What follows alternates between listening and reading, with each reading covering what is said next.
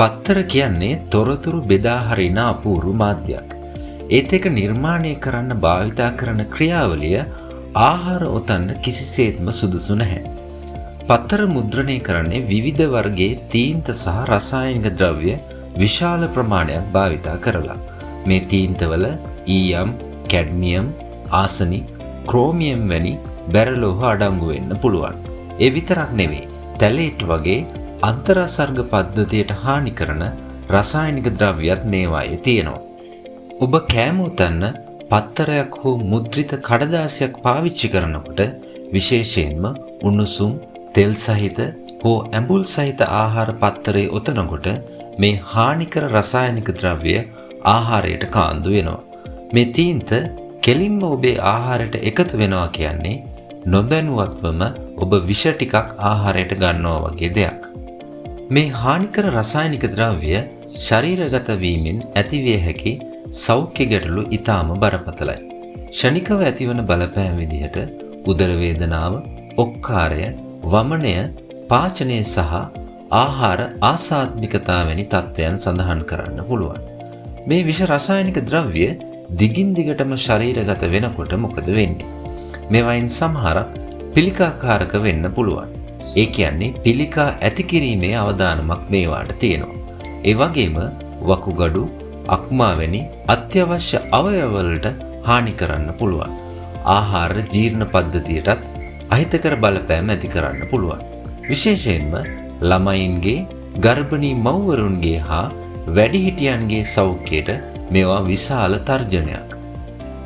එහෙනම් මේ අනතුරින් බේරෙන්න අපි මොකද කරන්න ඕන? විසඳුම් තියෙනවා. ඒ වගේම ඒවා අමාරු දේවල් නෙවෙයි. මුද්‍රිත කඩදාසි වෙනුවට ආහාර සඳහාම නිෂ්පාදනය කර ඇති ආහාර ඔතන කඩදාසි, බටර් කඩදාසි, බේකින් පේපර් හෝ අලුත් ඇලුමිනියම් ෆොයිල් භාවිතා කරන්න. කල් තබා ගැනීමට නම් ආහාර සඳහාම සුදුසු ගුණාත්මක පන්තියේ ප්ලාස්ටික් භාජන හෝ වීදුරු භාජන භාවිතා කරන්න. උණුසුම් ආහාර කිසිම විටක පත්තරවල හෝ මුද්‍රිත කඩදාසිවල ඔතන්න එපා. සිසිල් වූ පසුව වුවද එය සුදුසු නැහැ. අපේ රටේ තියෙන කෙසෙල් කොළ, නෙළුම් කොළ, අලකොළ වගේ ස්වභාවික පත්‍ර වර්ග ආහාර ඔතන්න ඉතාම හොඳ විසඳුමක්. මේවා පරිසර හිතකාමී වගේම කිසිම හානිකර රසායනික ද්‍රව්‍යයක් අඩංගු වෙන්නේ නැහැ. පුළුවන් නම් කාර්යාලයට, පාසලට මෙන්ම කඩෙන් කෑම ගන්න යනකොට පිරිසිදු නැවත භාවිතා කළ හැකි ආහාර බහලුම් අරන් යන්න. මේක පරිසරයටත් හිතකරයි, ඔබේ සෞඛ්‍යයටත් ආරක්ෂාවයි. ඔබ කඩවල් වලින් ආහාර ලබා ගන්නා විට මුද්‍රිත කඩදාසිවල ආහාර ඔතලා දෙනකොට ඒවා ප්‍රතික්ෂේප කරන්න පුරුදු වෙන්න. පාරිභෝගිකයන් හැටියට එසේ ලබා නොගෙන සිටීමට ඔබට අයිතියක් තිබෙනවා. ඒ වගේම නීතිමය වශයෙන් එසේ නොකර සිටීමට වෙළඳසැල් හිමියාටද වගකීමක් තිබෙනවා. මේක සරල පුරුද්දක් වුණාට ඔබේත් ඔබේ පවුලේ අයගේත් දිගුකාලීන සෞඛ්‍යයට ඉතා වැදගත් බලපෑමක් ඇති කරනවා. ඔබේ මුදලටත් වඩා ඔබේ සෞඛ්‍යය වටිනවා කියලා මතක තියාගන්න. මේ වගේ වැදගත් පණිවිඩ හැකිතාක් දුරට අන් අය අතරටත් ගෙනියන්න කටයුතු කරන්න.